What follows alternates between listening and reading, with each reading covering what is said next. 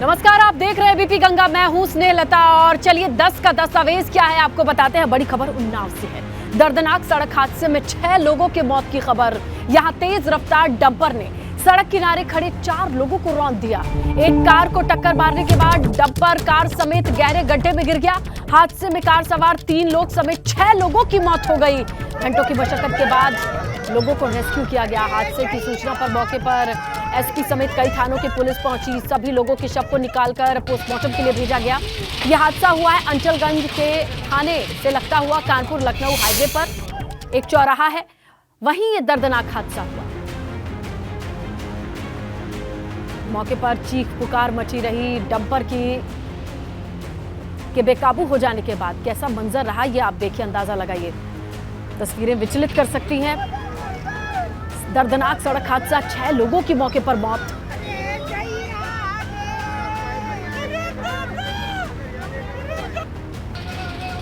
बेकाबू डंपर सड़क के किनारे 4 लोगों को रौंदता चला गया।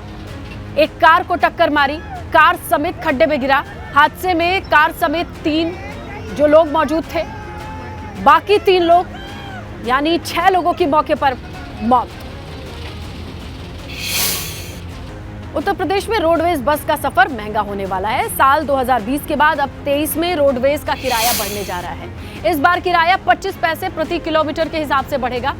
ऐसे में यात्रियों को 100 किलोमीटर तक के सफर के लिए करीब 25 रुपए ज्यादा किराया देना पड़ेगा। फिलहाल साधारण बस का किराया 1 रुपए 5 पैसा प्रति किलोमीटर यात्री है, जो बढ़कर के 30 पैसा प्रति किलोमीटर होने जा रहा है। शासन को भेजे गए किराया बढ़ोतरी के पत्र को मंजूरी मिलने के बाद प्रस्ताव बोर्ड के पास भेजा जाएगा और नई दरों को लागू किया जाएगा। इस पर प्रदेश के परिवहन मंत्री दयाशंकर सिंह का कहना है कि डीजल की कीमतें बढ़ने की वजह से ये फैसला किया जा रहा है। देखिए, अभी हम लोग चर्चा कर रहे हैं क्योंकि जब किराया आज से 3 वर्ष पहले 2020 में बढ़ा था, उस समय डीजल 60 रुपया था। अब डीजल जो है 90 रुपया के करीब हुआ है। तो एक बहुत बड़ा अंतर जो है आ रहा है और परिवहन निगम को तो अपने अपने रिसोर्सेज जनरेट करना पड़ता है। तो एक बहुत लंबा जो है एक गैपिंग है डीजल का। जो 60 रुपया जब डीजल था तब बढ़ा था किराया और 3 वर्ष हो गया है, जबकि हर 6 महीना पर इसकी समीक्षा होनी चाहिए थी। लंबे समय तक नहीं हुई है, तो उस पर विचार चल रहा है। आम आदमी के लिए रोडवेज का सफर महंगा होने वाला है। परिवहन निगम ने प्रस्ताव तैयार किया है प्रति किलोमीटर 25 पैसे की बढ़ोतरी का। यानी अभी तक एक व्यक्ति को 1 किलोमीटर बस में सफर के लिए 1 रुपया 5 पैसा देना होता था, लेकिन नए प्रस्ताव के मुताबिक 25 पैसे ज्यादा देने होंगे। यानी प्रति व्यक्ति प्रति किलोमीटर 1 रुपये 30 पैसे किराया लगेगा। अगर कोई व्यक्ति 100 किलोमीटर की यात्रा करता है तो पहले जो 105 रुपये में हो जाती थी, अब उसे 25 रुपये एक्स्ट्रा देने होंगे। यानी अब वो यात्रा 130 रुपये की हो जाएगी। हालांकि परिवहन निगम के अधिकारियों का कहना है कि 2020 के बाद से रोडवेज के किराए में बढ़ोतरी नहीं हुई है, इसलिए ये बढ़ोतरी जरूरी है। अगर किराया बढ़ता है तो आम आदमी की जेब पर वजन पड़ेगा, उसके लिए भारी पड़ेगा। फिलहाल परिवहन निगम ने शासन को बढ़े हुए किराए का प्रस्ताव भेजा है। शासन से सहमति मिलने के बाद इसे लागू किया जाएगा। कैमरा सहयोगी राजू के साथ विवेक त्रिपाठी, एबीपी गंगा, लखनऊ। रामचरितमानस को लेकर सपा नेता स्वामी प्रसाद मौर्य के विवादित बयान पर देश भर में सियासी बवाल मचा है। दरअसल स्वामी प्रसाद मौर्य ने आज कह दिया कि रामचरितमानस के दोहे और चौपाइयों में दलितों, पिछड़ों और महिलाओं के लिए अपमानजनक शब्दों का प्रयोग हुआ है। ऐसे में रामचरितमानस को मैं धार्मिक ग्रंथ नहीं मानता। आप भी देखिए स्वामी प्रसाद मौर्य ने रामचरितमानस को लेकर क्या कह दिया है। पहले बिहार के शिक्षा मंत्री ने रामचरितमानस पर तमाम बयान दिए और अब समाजवादी पार्टी के विधान परिषद के सदस्य, सीनियर लीडर स्वामी प्रसाद मौर्य भी साफ तौर पर कह रहे हैं कि श्री रामचरितमानस तुलसीदास द्वारा जो रचित है, उसमें जो चीज़ें हैं उस पर बैन लगाना चाहिए। हमारे साथ स्वामी प्रसाद मौर्य जी, उनसे जानेंगे। सर, पहले तो बिहार के मंत्री चंद्रशेखर का बयान बड़ा सुर्खियों में रहा, बड़ा विवाद हुआ। अब आप भी वही मांग कर रहे हैं कि इस पर बैन लगना चाहिए, इसके पीछे क्या वजह? आपत्तिजनक बातों को जो धर्म के नाम पर थोपा गया, वर्ग और जाति विशेष के लोगों को अपमानित किया गया, अपशब्दों के रूप में उनको नवाजा गया, इस पर मैं घोर आपत्ति कई सार्वजनिक मंचों से भी कर चुका हूँ। लेकिन सही बात तो ये है कि पहली बात तुलसीदास जी की रामायण वो स्वांता सुखाय के लिए लिखी गई थी। बाल कांड की शुरुआत में ही तुलसीदास जी ने इसका जिक्र किया है कि स्वांता सुखाय तुलसी रघुनाथ गाथा। इस तरीके से भाषा निबंध के माध्यम से इसको लिखता है। तो एक तरफ सपा नेता स्वामी प्रसाद मौर्य रामचरितमानस को लेकर विवादित बयान दे रहे हैं, तो दूसरी ओर उन्हीं के पार्टी के नेता रामचरितमानस को जीवन जीने का कला सीखने वाला ग्रंथ बता रहे हैं। विधानसभा में सपा के मुख्य सचेतक मनोज पांडे ने रामचरितमानस की चौपाई सुनाकर उसकी महत्ता का भी वर्णन किया है।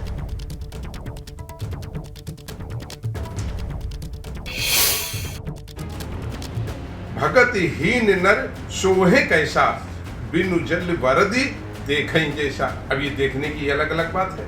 हम सम्मान तो बाइबल का भी करते हैं, हम सम्मान कुरान शरीफ का भी करते हैं, हम सम्मान गुरु ग्रंथ का भी करते हैं। ये भारत है जिसमें विभिन्न धर्म और जात वर्ग के लोग रहते हैं, विभिन्न धर्मों को मानने वाले लोग हैं। लेकिन अगर हम इन सारे ग्रंथों की तुलना करें तो कहीं ना कहीं सारे ग्रंथ सबको साथ लेकर के चलने का, सबको सम्मान देने का और सब में प्यार और ममता भरने की बात करते हैं। वहीं रामचरितमानस को लेकर सपा नेता स्वामी प्रसाद मौर्य के विवादित बयान पर अपर्णा यादव ने भी पलटवार किया है। उन्होंने कहा है कि शबरी के जूठे बेर खाकर भगवान श्री राम ने जाति के बैरियर को तोड़ा था। उन्होंने कहा कि राम हमारे भारत के चरित्र हैं, वे किसी धर्म या मजहब के नहीं हैं, और यही कारण है कि अपने देश में आज भी कहा जाता है बेटा हो तो राम जैसा। राम जो है कोई किसी एक धर्म या किसी एक मज़हब का नहीं है। राम ज़रूर हम कहते हैं कि जो है हिंदू सनातन है, मगर एक बहुत बड़ा चरित्र है। हम कहते हैं आज भी भारत में कहा जाता है अगर बेटा हो तो राम जैसा हो। तो इस तरीके के टिप्पणी कर देना और इस तरीके के बयान दे देना अपनी राजनीति गर्म करने के लिए किसी ने भी दिया हो, ये वो खुद के अपने चरित्र को दिखा रहे हैं। ये उनके खुद के चरित्र का दर्पण है कि वो कितना जो है नीच स्तर का है। उधर प्रयागराज में युवा चेतना के राष्ट्रीय संयोजक रोहित कुमार सिंह ने भी सपा नेता स्वामी प्रसाद मौर्य पर तीखा हमला किया। उन्होंने कहा कि प्रभु श्री राम, गोस्वामी तुलसीदास जी और रामचरितमानस पर गलत टिप्पणी कर स्वामी प्रसाद मौर्य ने सनातन धर्म का अपमान किया है। रोहित सिंह ने कहा कि प्रभु राम सच्चे समाजवादी थे, जबकि आज के समाजवादी परिवारवादी हैं। उन्होंने कहा कि स्वामी प्रसाद मौर्य भी बिहार सरकार के शिक्षा मंत्री प्रोफेसर चंद्रशेखर के पद चिन्हों पर चलना चाह रहे हैं।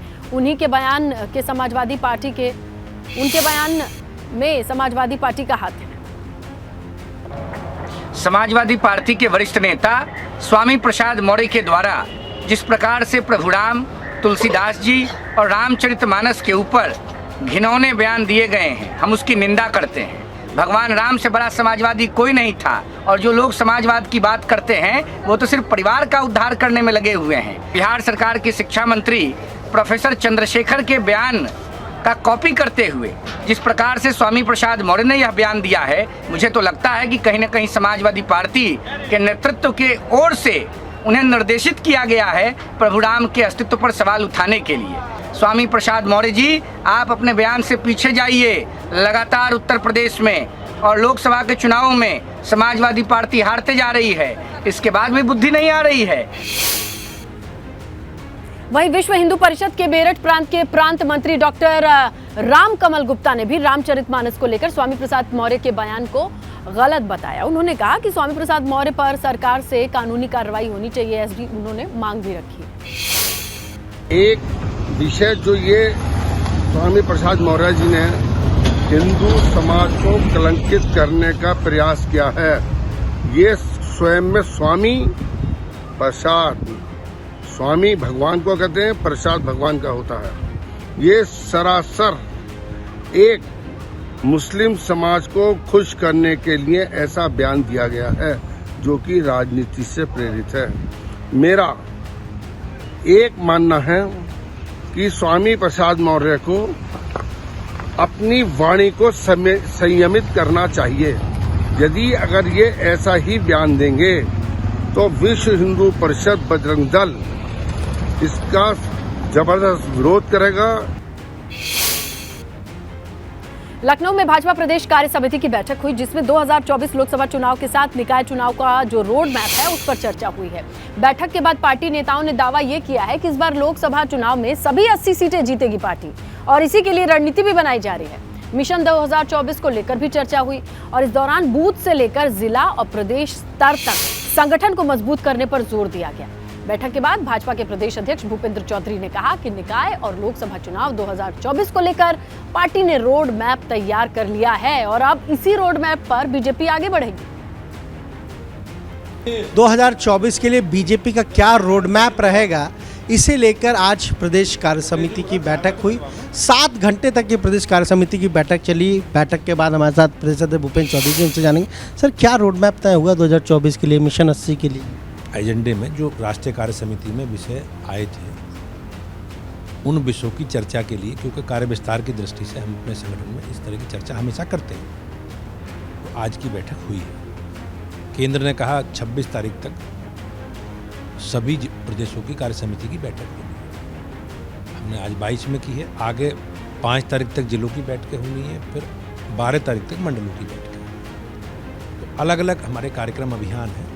जो कार्यक्रम पुराने चल रहे हैं उनकी समीक्षा हम लोगों ने की है और आगामी कार्य योजना की दृष्टि से हम लोगों ने अपने कार्यकर्ताओं के साथ मिलकर कार्य योजना बनाई है।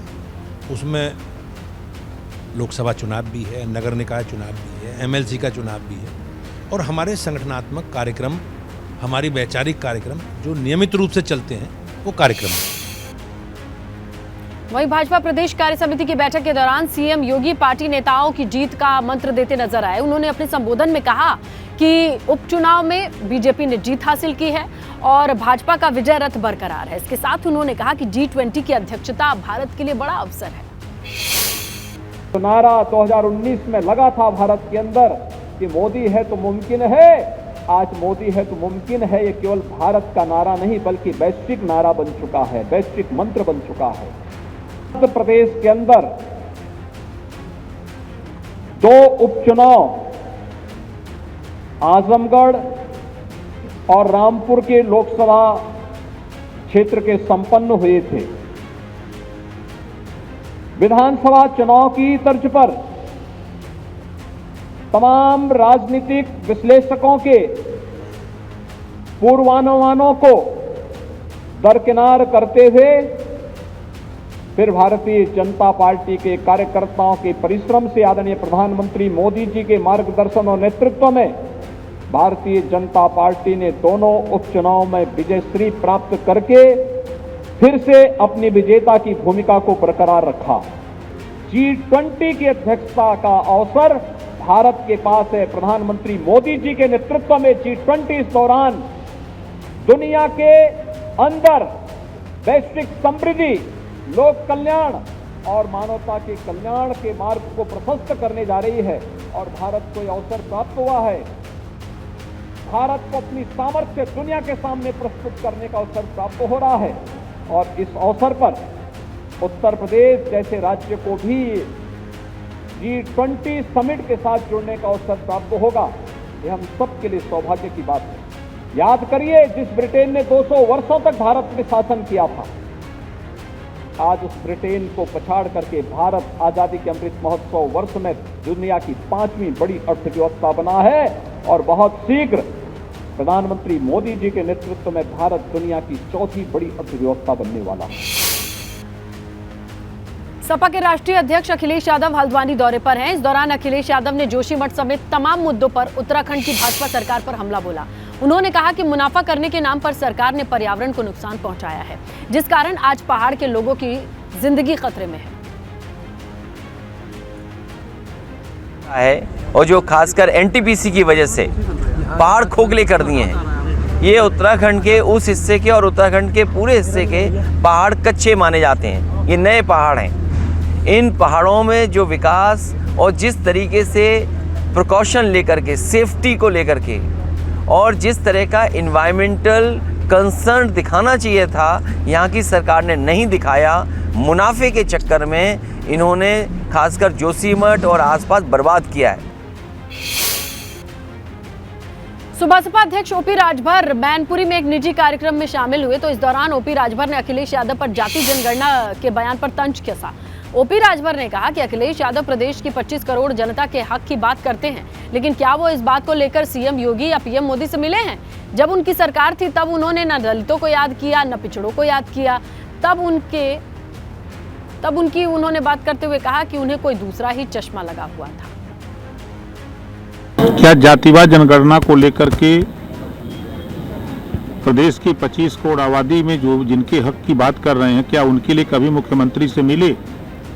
क्या कभी उस बात को लेकर प्रधानमंत्री से मिले कि भाई इस चीज की आवश्यकता है उत्तर प्रदेश में? मुख्यमंत्री नहीं करा रहे हैं। इस बात को तो कहने का पावर है ना, एक दल के राष्ट्रीय अध्यक्ष हैं, उनको कहना चाहिए। और कहने से पहले मैं फिर कह रहा हूँ, 5 साल मुख्यमंत्री थे तो क्यों नहीं करा लिया? आज जिस तरह नीतीश जी की प्रशंसा कर रहे हैं तो हम भी इनकी प्रशंसा करते, प्रदेश प्रशंसा करता। बात करते हैं कानपुर से आई बड़ी खबर का। दिल्ली के सुल्तानपुरी जैसा मामला सामने आया है। कार चालक ने टक्कर के बाद स्कूटी को घसीटा है। फजलगंज पुलिस ने दौड़ाकर कार चालक को पकड़ा।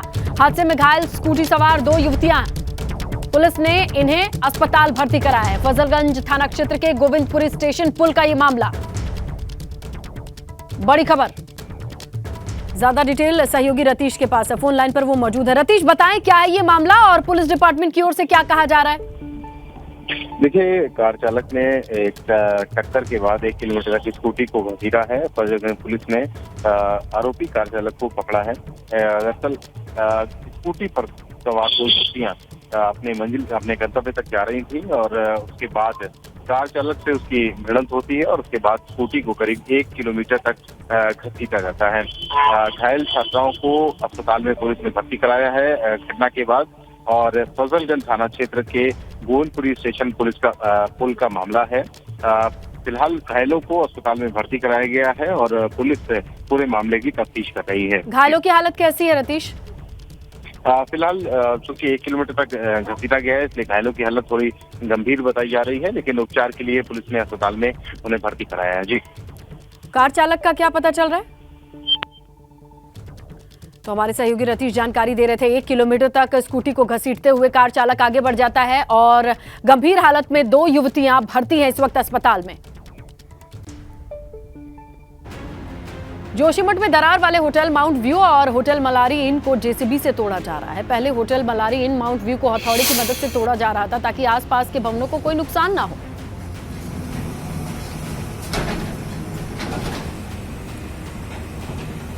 ये तस्वीरें देख रहे हैं आप, जहां हथौड़े से मैनुअली इन होटल्स को गिराया जा रहा था। कुछ हिस्सों को गिराने के बाद अब जेसीबी की मदद ली जा रही है। आप देख सकते हैं किस तरीके से अब काम में थोड़ी तेजी आएगी, क्योंकि खराब मौसम की वजह से बहुत धीमी गति से ध्वस्तीकरण का ये काम चल रहा था।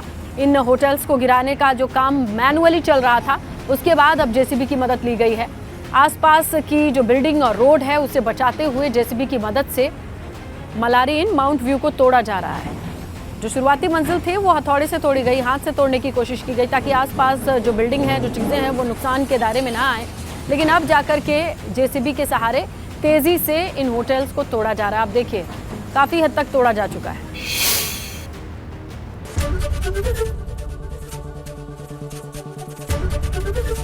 एबीपी गंगा, खबर आपकी, जुबान आपकी।